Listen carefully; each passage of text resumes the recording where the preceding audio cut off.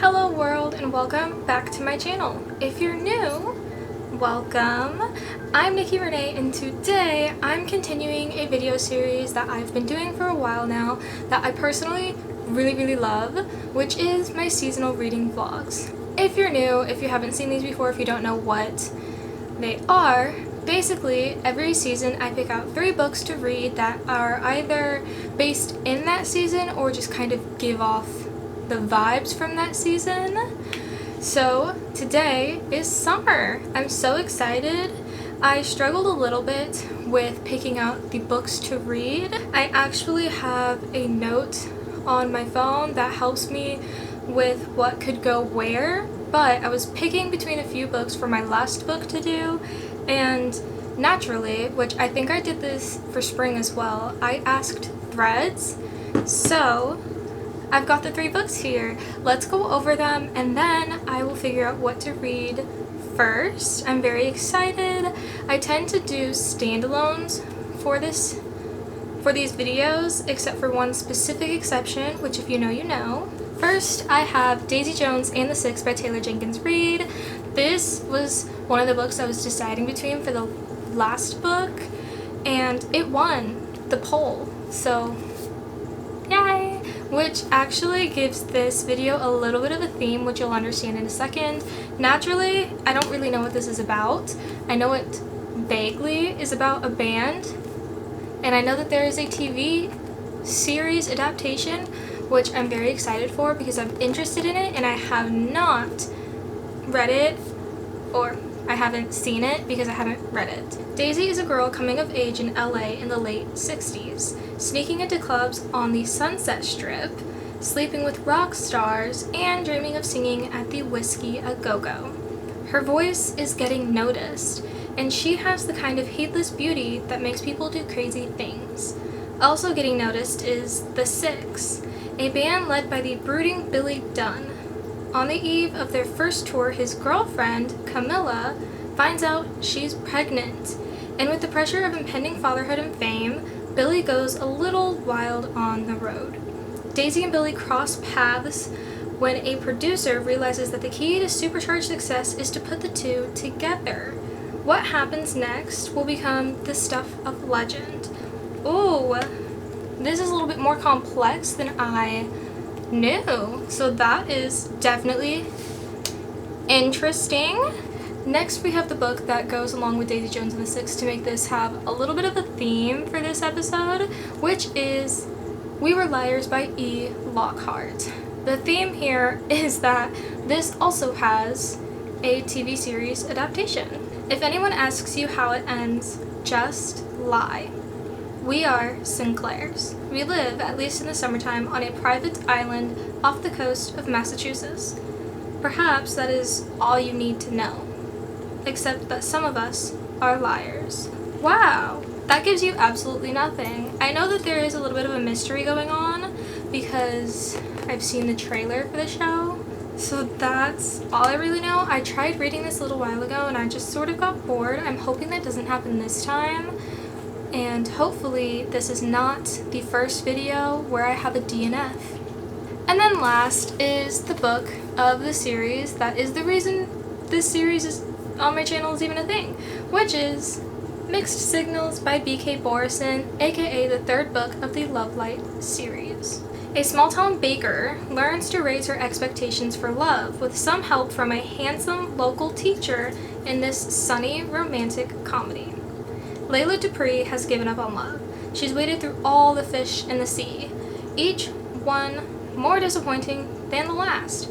Apparently, owning the bakery at Inglewild's most romantic destination does not help one's love life. Despite Layla's best efforts, all she wants is a partner who gives her butterflies, not someone who ghosts her at dinner and leaves her with the check. Good thing Caleb Alvarez has the perfect solution. After saving Layla from another date gone bad, he has a simple proposition. 1 month of no strings dating. He'll do his best to renew her faith in men while she rates his romantic game. It's a win-win situation. All the benefits of dating without the added pressure of feelings and unmet expectations. But there's one ingredient they haven't considered: The chemistry between them is red hot, and the urge to take things to the next level is more tempting than Layla's mocha fudge brownies. I have been so excited for this one. Layla's romance has been teased since the first book.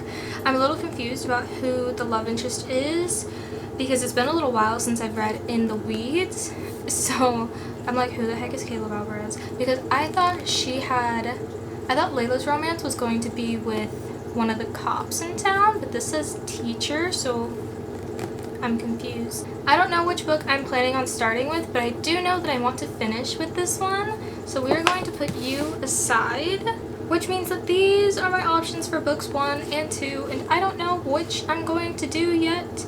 We are actually right now having dinner, so I think I'm just going to go eat and then decide after.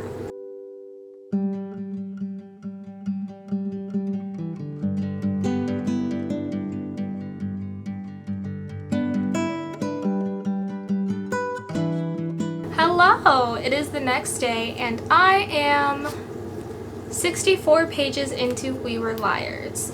I realized yesterday that I didn't really do the intro things that I like to do for books, so while I have things to say, I'm going to start with the things that I like to start with when I'm talking about books. Obviously I've started, so this isn't the during reading update that I tend to do. This is going to be my sort of before reading first. So, naturally, We Were Liars by E. Lockhart. This is a young adult sort of mystery thriller, I believe. When I got this, it was a standalone, but it is a part of a series now, and I just checked. There is a prequel, and there is going to be a sequel. I think it's a sequel, not another prequel, that comes out later this year. If you don't know, this was very big on Book Talk a few years ago, and that is how I found it. That's why I have it. And then naturally, why I'm reading this is for this video. So I don't have a lot of expectations. I don't remember if I mentioned, but I did try to start this when I got it, and I got kind of bored.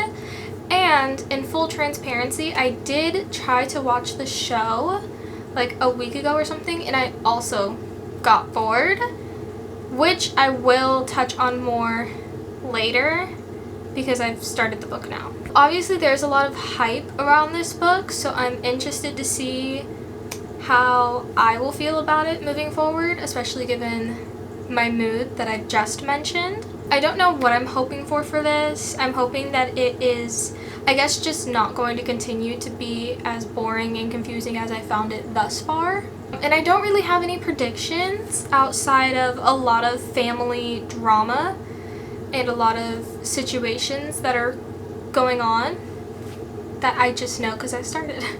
So now that we've gone over just those few beginning things that I like to start with, let's begin the first update, perhaps only update of the mid-reading, because I've got things to say for sure. Like I said, I am approximately 64 pages in. I think technically I'm 67. This book is formatted in a very interesting way, and I started with this book purely because of the color of my sticky note bookmark, because for Daisy Jones and the Six it's yellow, and for Mixed Signals it's orange, so it's kind of just going in a rainbow. Like I said, I'm at like 67, and I was looking to see how long it is, and this copy has some bonus content, but the actual story itself is only 250 pages, which I found very interesting, especially when I was looking up on Goodreads and things, because I had it as at least 300, I believe. So that was interesting. But let's begin. So, plot and pacing. The plot is mildly keeping my attention. I'm not, like, I could put it down and not continue, and that would be okay, but it would be in the back of my mind, like, oh, I just kind of wonder what would happen next, but it wouldn't be something that would truly, totally bother me. However, it is not enough that I would DNF at this point, especially since it's decently short. So I'm kind of the mindset, like, might as well just finish it. I've already started it. I'm already in it, you know? As for pacing, I am finding it sort of slow, which I think lends to the writing style, so I will come back to that. And I don't really see any super duper standout chapters or scenes that wouldn't exactly be a spoiler. I think if you don't know, there is a mystery of some sort going on here with our main character, who is Cadence, and something traumatic has happened to her and she can't remember it, and that's the most standout portion of the book so far. But it's also not as standout as it could have been because of the circumstances around it and how she's telling the story, which leads me into writing style. Is it easy to fall into, or is this harder to follow? I'm finding it decently hard to follow. It's a little bit confusing. I was not sure for the longest time what tense this is supposed to be in, and I'm still not sure because it has been in past for the first 64 pages, and as we get into part 3, it looks like it's going to be present. And I understand why. I just found that really confusing in the context, especially because within those first 64 pages, while it was mostly in past tense, we were getting some lines that were in present, and it just felt jarring. Like I mentioned earlier, the formatting and the pacing of this book is kind of difficult for me. There are chapters and there are parts, but I think the fact that it's only 250 pages is also partly because of the way that it's formatted and laid out. If you can't tell, this is a number 18, so it's like the next chapter, but it's not on a new page, it's just on that following page, which it was just so hard for me to get behind when those kinds of things were happening alongside the differing tenses, and I just found it really hard to figure out what was going on, especially given how it's written sometimes. It has the sort of feel like you might have seen if you read Shatter Me, where the main character is continuing to say things in like one specific sentence, but it's going on differently than just one sentence in one paragraph. I don't know if you can tell, but like this is the start of a sentence and it ends here, so it goes across 4 lines. And I just didn't see the point in that sort of formatting within this story personally. As for characters, my initial thoughts kind of just go along with the story itself. This seems to be the story of a rich, white, blonde family who are immune to the outside world outside of just their rich, blonde, white family. And I'm not gonna lie, it gives me the same vibes at the very least currently as The Great Gatsby, and I did not care for The Great Gatsby. I did not care to hear about a rich white guy's problems going after a woman who was already married. And we're seeing some similarities and some parallels in this book. The relationships, I don't know whether they're hitting or missing. I feel like currently everything is missing for me. I'm just sort of reading it. I'm just kind of like, I'm really just like sludging through it. We have the main character Cadence, like I said, and she's got an interesting relationship with her family, her friends. She doesn't really seem to have any friends, at least currently, and she had some sort of relationship with somebody who goes to the island, but he had a girlfriend. She's always hanging out with her cousins, but only during the summer when they're on the island, and she is kind of estranged from both her parents, and then even her family. They just have that rich white mentality, and I understand, I'm white, so who am I, you know, but I'm not rich. I've never had. Anywho, there are not any surprise favorites or characters that I truly hate at the current moment. I really just feel neutral about this. I'm nitpicking, but I just really feel neutral. Setting an atmosphere, is it like strong world building? Is it sort of forgettable? I think it is decently strong, but for a few reasons outside of just that. I think I showed you there is a map of the island, which makes that just a little bit better, and then there also is the family tree. It's kind of difficult to follow the family tree versus the island, because the map of the island has the houses and then it also has who lives at each house, including the dogs. So the setting in that aspect is strong world building for me, and I think the characters being what they are is definitely a strong use as well. As for vibes, I'm getting country club. They play tennis. They don't really know the names of the people who work for them. They own a lot of expensive things. For expectations versus reality for where I am currently, I am hoping that this gets more interesting, more intriguing, dare I say better, just more put together as it keeps going. I don't know if my feelings have necessarily changed. I think I was a lot more hopeful going into it, and then as I was going, I was like becoming a lot more neutral. As for themes, I'm definitely seeing some within the idea of power. Like I said, rich white family, they definitely have a lot of power in that aspect and they definitely wield it. However, the power dynamics in this, whether they be within this very exclusive Sinclair family or within any rebellious stages of the characters, are decently fleshed out, but then also sort of swept under the rug at the same time. There is a character in here who, at least where I am currently, is rebelling against their idea, at least slightly. And it seems like he's the only character who truly has the capability to do that. I think Cadence is trying to rebel against her family's ideals. I don't know if she's necessarily succeeding.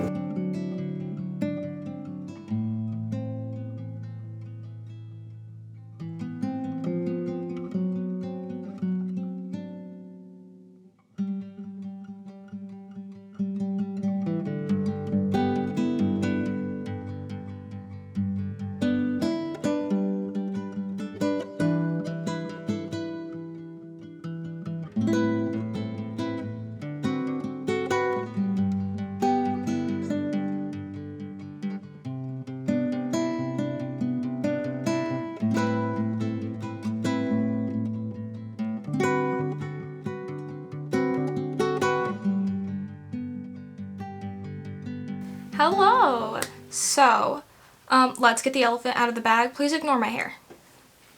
I'm currently in the stages of debating whether or not I want to grow out my bangs. They just don't sit right on either side. So, just ignore my hair. Please and thank you. Anyway, I am on here today because I'm sure you could tell I finished We Were Liars yesterday. And I debated coming on here to do my thoughts, but I decided that I really wanted to think about it and marinate in them for a little while first. And I've done that now. So let's get into the final thoughts that I have about this book. To start off, my star rating, I spent much of this book thinking that I wasn't going to like it and it was going to be a low star. And then I got to the end, like 40 pages, and I debated. I truly debated. However, emotional warfare, emotional manipulation will not truly save a book for me. And on that note, I kept wondering why exactly I disliked this book so much and yet liked The Song of Achilles for some of the same reasons, and I could not figure it out, and I did. So we will get there. All that to say, it's a 2-star for me. It's a 2-star, and there are many things that go into it. I appreciate what this is doing, I understand what this is doing, and I see it for what it is. It's just not for me, and that's okay. My general reaction to this is just dislike. I think I mentioned earlier it reminded me a lot of The Great Gatsby, and it continued to remind me of The Great Gatsby. However, I do fully believe in the idea that everyone is entitled to their pain, no matter what that might come from. And I think the idea that just because somebody has more than somebody else, their pain is not as relevant or valid, and I think that's not true. And I think this book does a good job of showing that everyone has pain from whatever it may be, and everybody has space for their pain. So I did appreciate that. A general overview of this book is that it is about a white, blonde, rich, popular family that has basically everything under the sun at first glance, but upon deeper inspection, there are in fact many cracks and fissures in their facade, and they do in fact struggle from things, and they are in fact currently struggling in this book. Was this what I needed or expected? It was not what I needed. No, I did not realize this would be the year of heartbreaking books. I think this is the third book that I've cried for on my channel so far, which is wild because of how many videos that are actually up. And then was it what I expected? Absolutely not. I did not see the end coming. Once we got there, everything made a lot more sense. To be fair, I wasn't searching for that sort of ending, so I guess maybe that's part of why I didn't catch it, but it was not what I expected at all. I thought, you know, like most people, once we got to the dogs, you know? And then it kept going. Did this live up to the hype or fall short? I could see either way. I understand why there is so much hype, especially given the time that this got popular on like TikTok and stuff. I think people were looking for something different and something they hadn't seen before, and this definitely did that. Was the marketing accurate, and are there any surprises? Yes. I was surprised about the timeline of this, which I will get into, purely because I've sort of seen the trailer for the show, and naturally the timeline is different in the show than it is in the book, which I completely understand. You have to make allowances for things like that in adaptations. And any major surprises? Yeah. Did anybody steal the show from our main character? The dogs. And perhaps the littles. I think the dogs and the littles were the only ones that I really cared for in this entire story. I understand why so many of them are unlikable. Did character arcs pay off? I'm going to come back to this question actually. Would I follow these characters into a sequel? No. Was this satisfying or did it drag? It was a little bit of both. It was kind of satisfying once we finally got to the end and things were making a lot more sense, but I definitely felt like it dragged. I don't know if this is a good reflection of Lockhart, but as of right now, I'm not thinking of picking up any of her other books. I felt like just the pacing, it was just so awkward. Like I said, the tense switched a lot from past to present, and given the amnesia factor in this, it does make sense for me, but it was really confusing to follow, and it made the pacing just feel kind of stunted. Was the world still remarkable after finishing? No. It's a private island for some rich people. You've heard that story a million times. What stuck with me thematically? Basically just the tragedy of it all, and then any sort of clues or foreshadowing that happened beforehand. You could easily brush them off as just her family being sort of weird, but then once you got to the ending in the last part of the book, which is literally called Truth, then everything starts to make a lot more sense, and that was really just the only thing that sort of stuck with me. Now let's go back to the question of did character arcs pay off?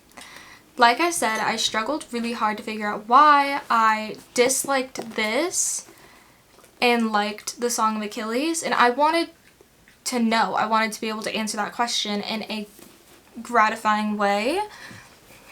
I don't think I need to answer this question for other people. It's just for myself personally. I wanted to understand my own feelings.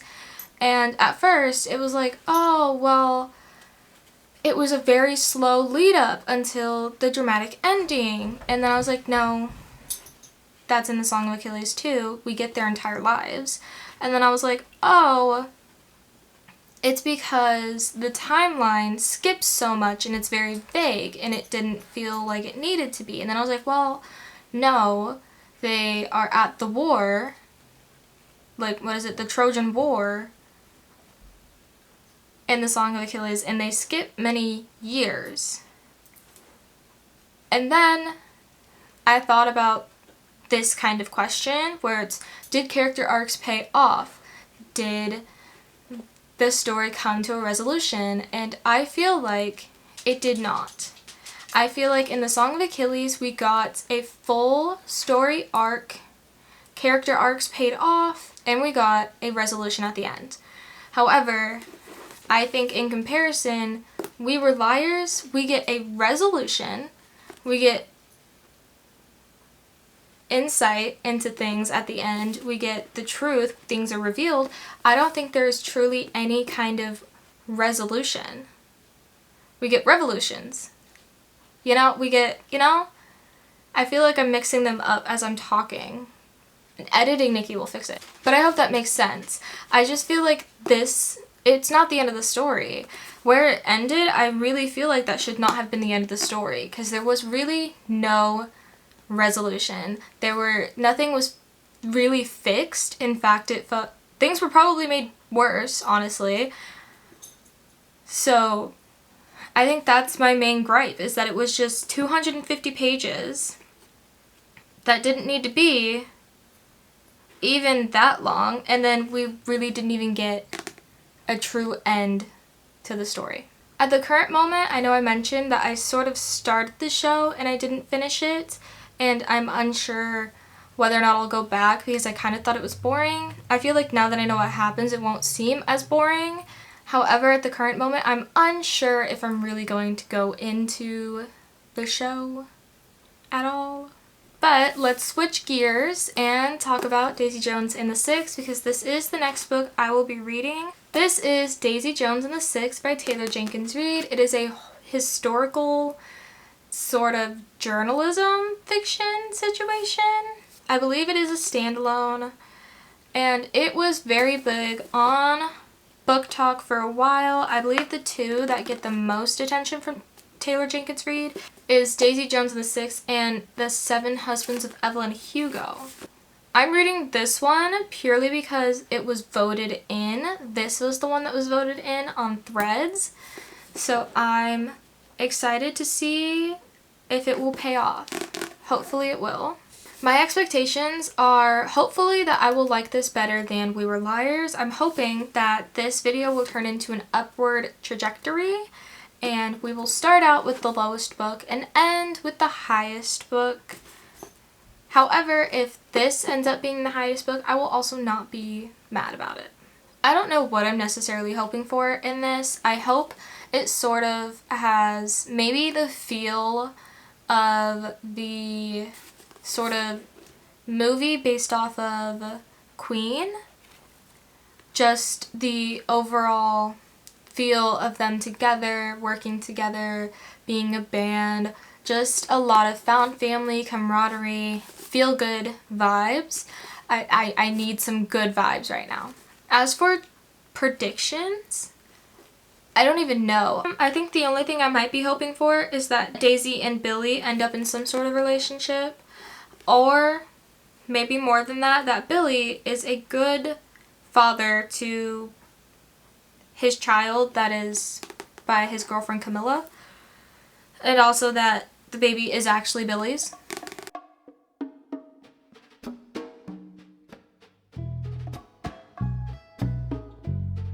Hello! I don't know what's going on with the lighting right now.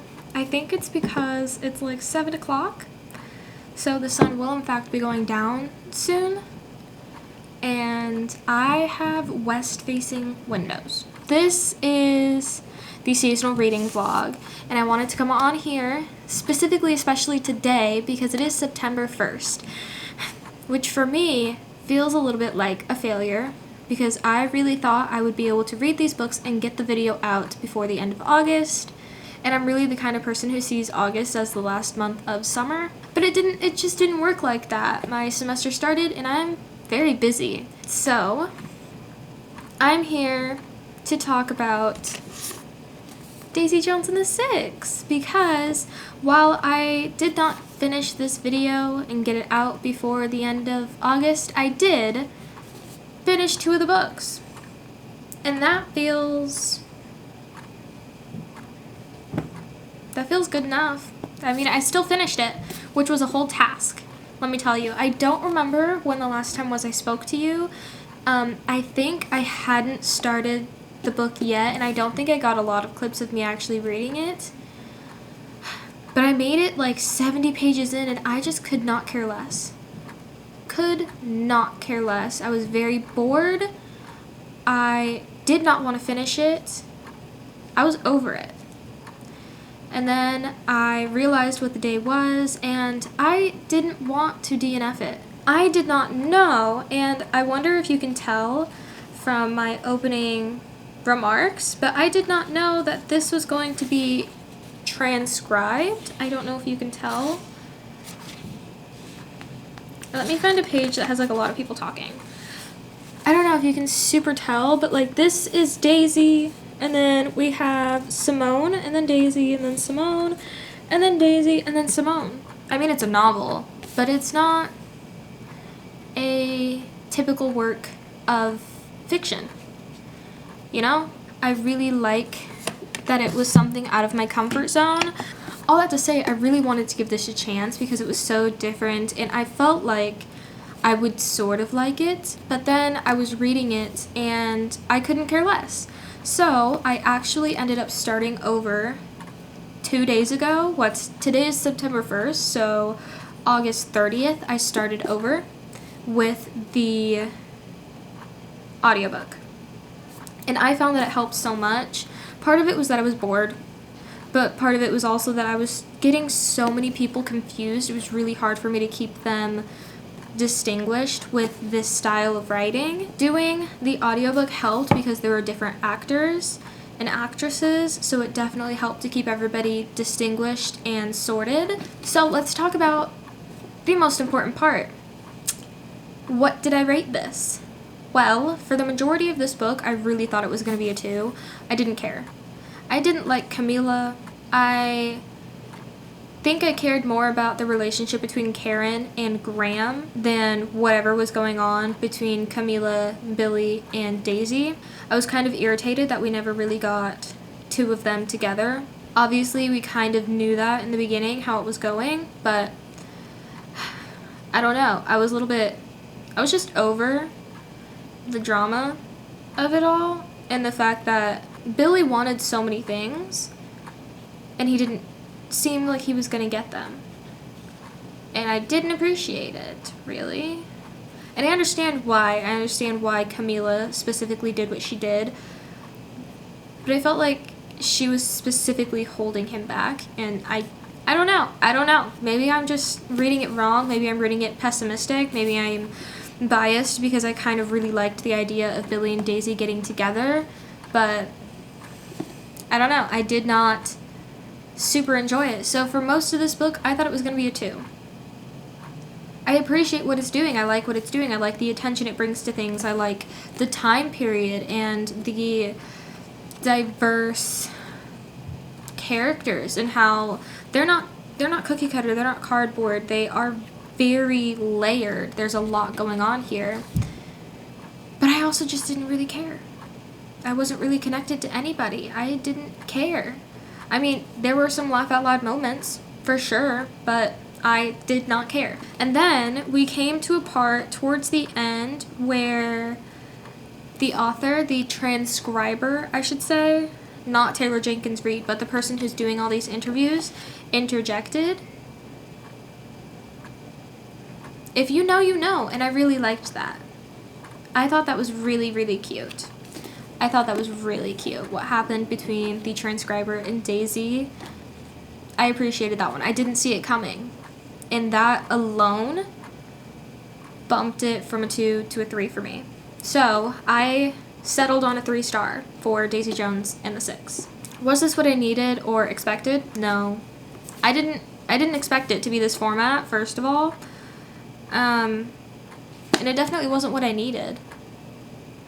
I just wanted a good summer book that I will like and care about. And I'm 2 for 2 for that not happening. Expectations versus reality. Did this live up to the hype or fall short? I think for me, it definitely fell short, but I understand where the hype came from. I'm wondering if I'm going to like the show better, but I'm pretty sure in the adaptation show, more happens between Billy and Daisy, but it has the same ending versus how this was a lot less. Was the marketing accurate? Were there any major surprises? How many times can I say that I didn't know this was the format that it is? That's all I have to say. That's all I have to say. Characters. Did anybody steal the show? Did any character arcs pay off? Would I follow these characters into a sequel? I don't think anybody stole the show because I didn't care. I just didn't care. Did character arcs pay off? I will say I really, really, really appreciate what Billy went through, specifically. I really, really like that he hit his low and then we saw him get back up. And he stayed consistent with that. And I like how even if he stayed consistent, it wasn't linear progress, because that's not how life is. It's not linear progress. You relapse, you make more mistakes, and that's very real. And that's something that I really liked about this book, was that it was just so real in all aspects of what it's doing. Would I follow these characters in? No. I wouldn't. No. Don't give me a sequel. No thank you. I'm so good. Was it satisfying or did it drag? Specifically, this question says the end, but I haven't really done these questions, so did it drag at all? And would I read from this author again? I'm scared to read from this author again because I truly did not care about this book, but I do have, at the very least, The 7 Husbands of Evelyn Hugo, so there's that. Was this satisfying? Did it drag? I think it just depends on the person. The style and the formatting, it was interesting. I really liked the moments when, because it's being transcribed and it's happened so many years later, where there were conflicting stories. I really liked that. So it was satisfying, sort of, when certain things would happen and it's like they have the same description, the same recollection. Did it drag? I mean, I think with something like this, things are gonna drag. I mean, they had the whole setup at the beginning. I think it's inevitable for things to drag sometimes, and I think in this, it was inevitable that it was going to drag, depending on what you wanted or expected. Settings and themes. Was the world still memorable after finishing? What stuck with you thematically? Thematically, I think I already touched on it. The idea of hitting your low, getting back up, doing it again. The idea of how real life is and how things happen and shitty things happen. The world, I mean, it's set in the real world, so I'm not sure how memorable it could be, truly. But with all that being said, that is the last I will say about Daisy Jones and the Six. Let's move on to our third and final book for the video, which is Mixed Signals by B.K. Borison. I'm so happy. I've been waiting. God, I've been waiting. The whole time when I was like, oh, do I just want to DNF Daisy Jones? I was also like, I could get to Mixed Signals faster. I'm a little confused about what's supposed to be happening here, who our characters are. I think I got some people mixed up. Oh my gosh, we like match. Cute.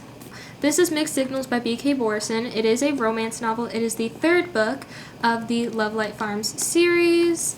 This is a series where every book follows a different couple in a different season. So we started with Lovelight Farms, which was in winter, and then the second book was In the Weeds, which was the spring book, and now we have Mixed Signals, which is the summer book. And I do have the last book, which is Business Casual, which is the fall book. which is why I specifically started these videos in winter so that I could read the whole series in order. I found these books from YouTube. I can't remember who was reading them. I think it was Just Ali had mentioned them, and I was like, stop, that sounds so fun, I'm so interested, but I didn't realize that the winter book was the first book, and I found them right after Christmas, and it's Christmas Tree Farm, Christmas. I was like, oh, I just missed it. So I waited a whole year to get to these books. Expectations versus reality for this, for beginning.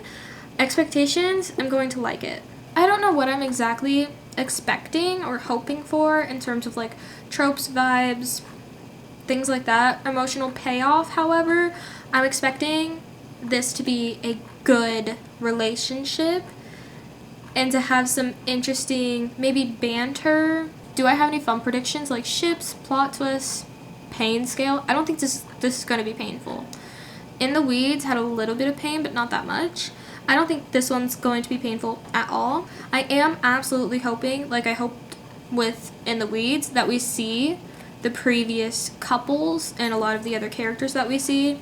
It's always interesting to me that this is a small town. I'm from a small town and it's not the same, but I wish I was from this kind of small town, and I love this kind of small town.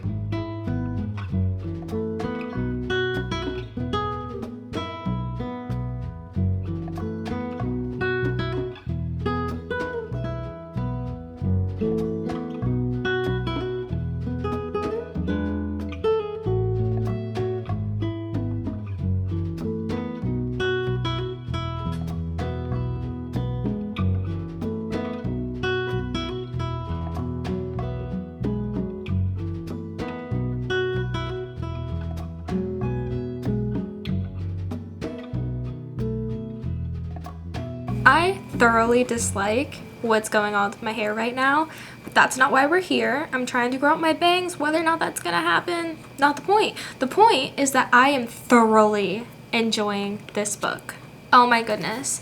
I think something that is especially so fun with this series is that you can start at the beginning and see the very natural and fascinating progression of B.K. Borison's writing, and I love it. So let's go through the during reading section of my notes for my reading vlogs for Mixed Signals by B.K. Borison. Let's start, like I said, first of all, I'm enjoying this. I like it so much. There are so many things I want to say, especially about the writing style specifically and the characters, but we will get there. Is the plot keeping my attention? Yeah, they are so funny.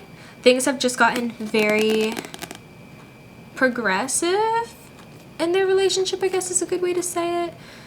So like, I'm excited to keep going. Fast-paced, slow burn, or uneven? I would say it's a little bit uneven. I'll come back to that though. Any standout chapters or scenes? Well, I think the beginning.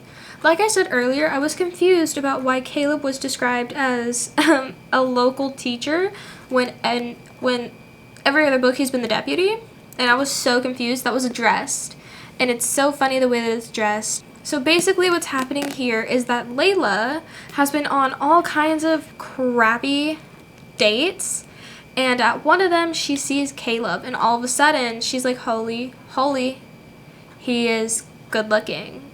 And he's been harboring a crush on her for a while. I think she said like she's had her bakehouse for like 3 years, so he's been harboring a crush for like 3 years, I think. So they came up with this little arrangement because he says that he has trouble with dating, just like her, except hers is that her dates turn out bad. Him, it's that he just doesn't feel like he's being good enough. He's not good enough, and the women just stop seeing him. Like they just don't want to see him anymore. So they were like, let's do this arrangement. He will take her on good dates so that she doesn't feel absolutely pessimistic and give up hope that she can find love, and he can get feedback from her on those dates. So it'll be a win-win situation. Of course, we know how that's gonna go. So the beginning, I think, was the most standout for me because I was getting an answer to that question about why he was a teacher instead of the deputy. And then also seeing the beginning of this arrangement and everything, and just getting to have the beginning of this story. It's always so fun how BK Borison sets up her love stories. Writing style. Is it easy to fall into or hard to follow? I think it is absolutely easy to fall into. I don't think you need to read the first two to be able to fall into it. I do think you should read the series in order from Love Light Farms to Business Casual, but I don't think it's necessary, especially if there are tropes that you don't really like. This one, love it. I think having that added factor of the first two books makes it easier to get into personally, but I don't think it is going to be something that really reflects on the book as a whole for whether or not it's interesting. Now, characters. Oh, I'm so excited for this one. So, initial thoughts about anybody that's likable, annoying, relatable, mysterious, etc. The first thing that I want to say, something that I love about BK Borison in her books, in her characters, even from her debut, Love Light Farms, is that she gives a very good, complex, deep, dynamic character. They are not just what's on the surface. Layla is not just a small-town baker. Caleb is not just a local teacher. Stella was not just a Christmas tree farm owner. Beckett was not just the Christmas tree farmer. They have so much more going on with them. And I love it. I love the representation that she uses to do this. I think it's always done so well, and it blends so seamlessly with the book and the plot and the characters, and I'm so happy with the way that this one's going and the important questions that are being asked and answered here. Likeable characters, obviously. I love Layla and Caleb, and together they are so funny. So funny. I've loved that we've seen so many characters from before. We always get to see so many recurring characters, and then we also get to see them have more depth, even the secondary, like, supporting characters, which I always find so fun. So what I'm getting at is that we've obviously seen Stella and Luca. We haven't seen Evelyn yet because of her job, but we have seen Beckett a lot. We've even seen Charlie, who is the love interest, the male main character in Love Interest in the 4th book, who is Stella's half-brother. So we've seen so much. We've seen the firefighters, freaking Gus, Monty. I love them. We've seen Miss Beatrice. There's just always so much at play here. Even though it's a small town, BK Borison plays it to the utmost, as much as she can, and I love it. Are the relationships, romantic, friendship, family, hitting, or missing? So there's a specific element about this book and about Caleb's character that I personally love. I was not prepared for, but I'm here for it. Caleb is Hispanic. I did not know that going in, and then it came up and I was pleasantly surprised, and I'm so happy about it. But it was so nice to see, and a lot of my reactions just come because I'm like, I can relate to him now, and it's so fun. There was a moment when he was arguing with his abuela about tres leches cake, and I was like, yeah, that's so relatable, because tres leches, that's amazing. That is the best cake. I freaking love it. It is so good, and she didn't let him have any. And, like, I could feel that. So just the descriptions and everything about his family and the scenes that we get with them, I love it. It's definitely hitting. Obviously, given that I like the book, the relationship between Layla and Caleb is also hitting. And like I said, BK Borison does a lot of extensions to her characters, and they're more than what they initially seem or something. And what I really like is the overarching central friendship between Layla, Stella, and Beckett, because they own the Christmas tree farm together. And I always thought it was funny that it's 4 seasons, 4 different couples to follow, but there's only 3 of them that actually own the Love Light farm. But their relationship, I feel like I love their friendship more than I like any of the actual romantic relationships. Setting an atmosphere, ooh. This is something that I also really love about BK Borison. She does such a great job with the setting. It's sometimes sort of abstract, but I think it's always an abstract feeling or like not like setting, but vibe, I guess would be the right way to do it. But it's always relevant to the character. For example, Layla's the baker. She describes so much stuff based off of baked goods. And I love it. And it makes so much sense. It's very cozy and whimsical and funny. They are so funny. There was a point where they were at a specific setting that's kind of out of pocket, and there was like other people and somebody had to come over an intercom, and it was just hilarious. And like Kayla was so confused about why they cared so much, why everybody was just doing so much.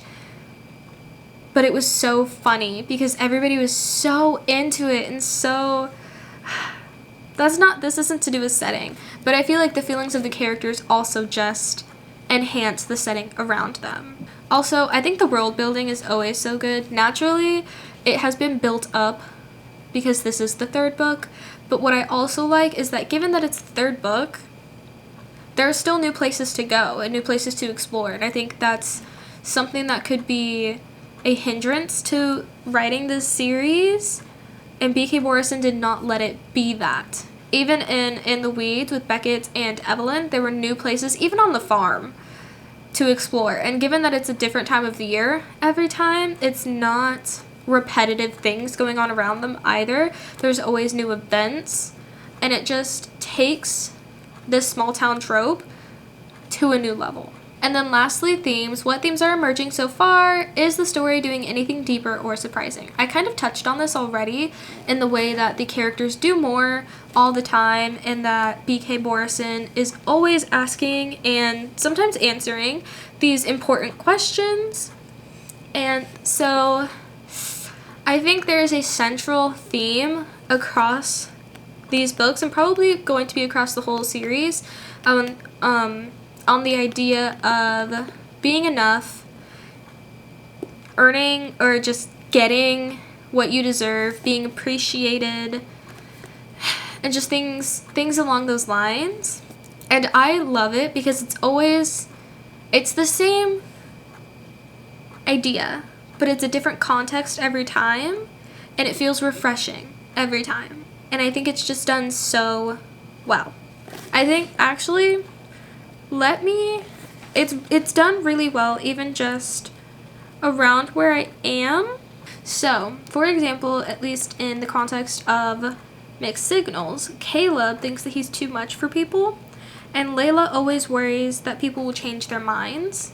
And it is so heartbreaking because it's along the same lines, you know? They have concerns, and they're very real concerns, and they are very similar but different, and it is very heartwarming and reassuring to see how they reassure and help each other and guide each other towards self-love. And I love that, especially because it is just so recurring throughout the whole series that every couple and everybody in the town, even just the whole essence of Love Light Farms is self-love and self-acceptance with yourself and everybody around you. And I think that's really beautiful.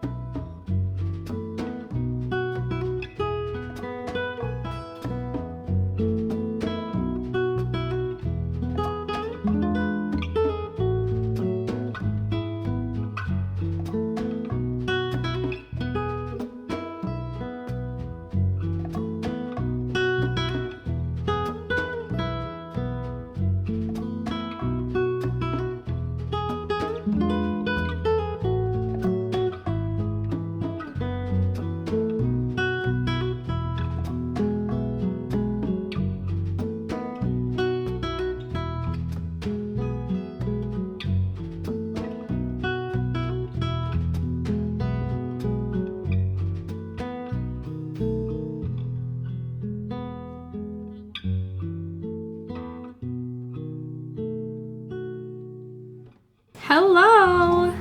Did you know that I say it like that a lot when I come back for clips? Literally, hello, hello, hello.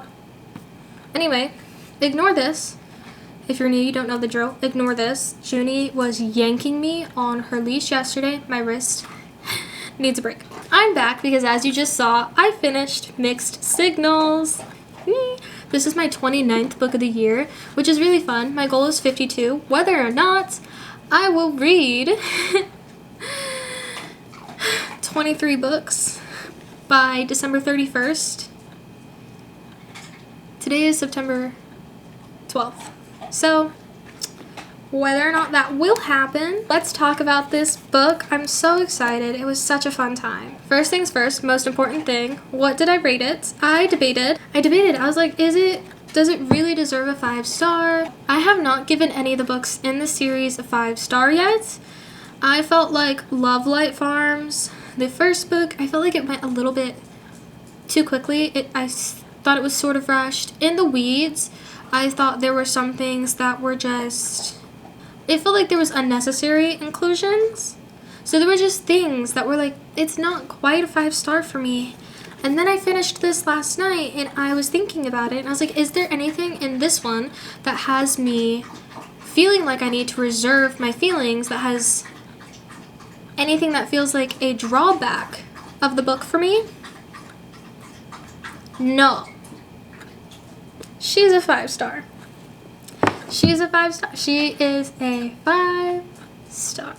And I'm so excited for that, especially within the context of this video, because as we know, I have had a 2 and a 3-star already, and now I get to end it off on a high note with a 5, which is why I wanted to end with this, because I knew that no matter what, I was going to like it. I've been trying to do better at not doing spoilers, so a general spoiler-free reaction is that this was so good. I loved the communication, the representation in this, through sexuality, through feelings, just through the relationship. I think the sort of third act breakup conflict that we got made a lot of sense within the context of the characters. It definitely felt like the right way to go about it with their insecurities and their feelings. There were a lot of things that we got revealed at the end that also made it just make so much more sense.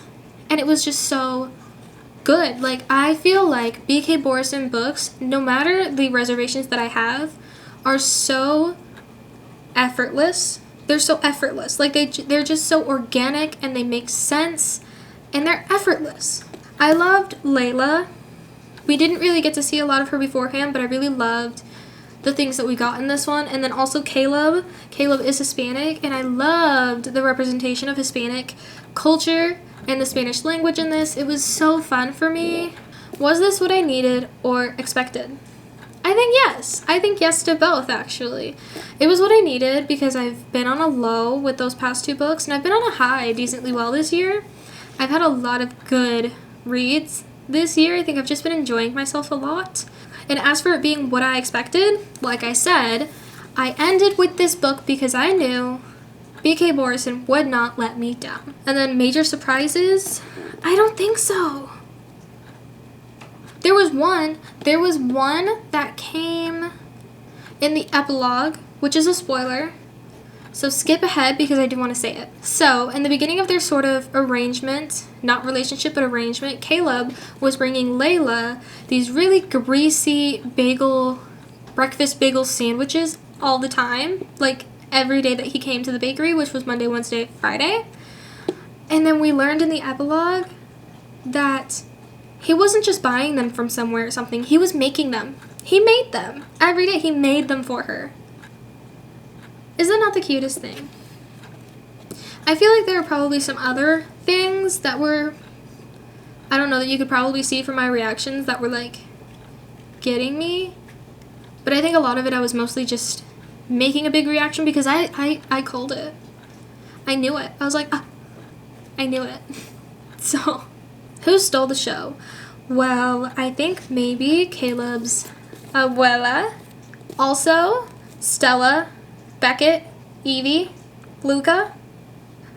Like I think I said this, but One of my favorite things about this series is the small town aspect and the way that every single book just drives that home even more, that they are such the cutest, tight-knit, loving, wholesome small town. Every single book, whoever is working at Lovelight, that is the main character, there is a big thing that happens in the plot, and basically the entire town comes out to help. But it's just like, all you have to say is like, hey, we need your help, and they are running, sprinting, and it is the best thing ever. It's like found family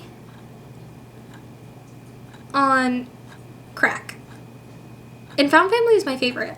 It is my favorite trope. Did character arcs pay off? Yeah, I think so. I think Layla and Caleb each needed one kind of like reality check in the plot, and they both got it, and it was in a way that was satisfying and paid off really, really well. Would I follow these characters into a sequel? I already have Business Casual. The fall reading vlog will be coming, and I will continue this series of reading different books that relate to that season every season, even once I finish Lovelight. Was it satisfying or did it drag at the end? I think an interesting thing to note is that this plot, this entire book, outside of like the epilogue and the bonus chapter if you read it, is in a 3 weeks or just 1 month time span. And given that, I don't think this dragged at all.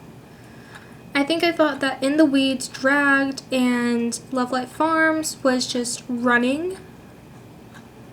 But I think Mixed Signals was the first book that I've read from V.K. Borison, that I've read in this series, that just did a good, satisfying job of not rushing or being too slow. Would I read from this author again? At the risk of sounding like a broken record player, I already have First Time Caller and Business Casual. Was the world still memorable after finishing, and what stuck with me thematically? Like I said, I love their small town, so naturally the world has stuck with me. As for themes, I think, like I said, there is an overarching theme in all of this series about accepting yourself and accepting others and accepting loving yourself and accepting love from others. And I think that continued here, and I think it will end up continuing in the next book because I do know who the characters are that are the main characters for that. And I really love that as a theme, and especially as an overarching theme that can have so many different nuances across 4 different books. Am I in a book hangover now? Nope. I am currently reading 2 other books. Well, I haven't started one, but I'm reading 1 other book. I'm about to start another one that needs to be done by the 30th, and I'm reading things for class all of the time. What am I picking up next? I guess you'll just have to see in the next video. Of course, though. These videos are never actually put out chronologically. So, anyway, that is the end of the video. Despite the fact that I got a 2-star and a 3-star, which a 3-star is still good. Do not gaslight yourself into thinking otherwise. A 3-star is still good. I think having this be a 2-star, a 3-star, and a 5-star, what does that average out to? Let's check. That is an average of 3.333333333, which is an average of higher than a 3.25 star, which I think is still pretty good. So at the end of the day, I still think this was a successful video. I think I have learned more about my own reading preferences, and I went further in my reading goal, at least, you know? I think this was a really successful video, and I had a lot of fun. So, with that said, that is the end of the video, which means te aprecio mucho y mi corazón es tuyo para siempre. Adios!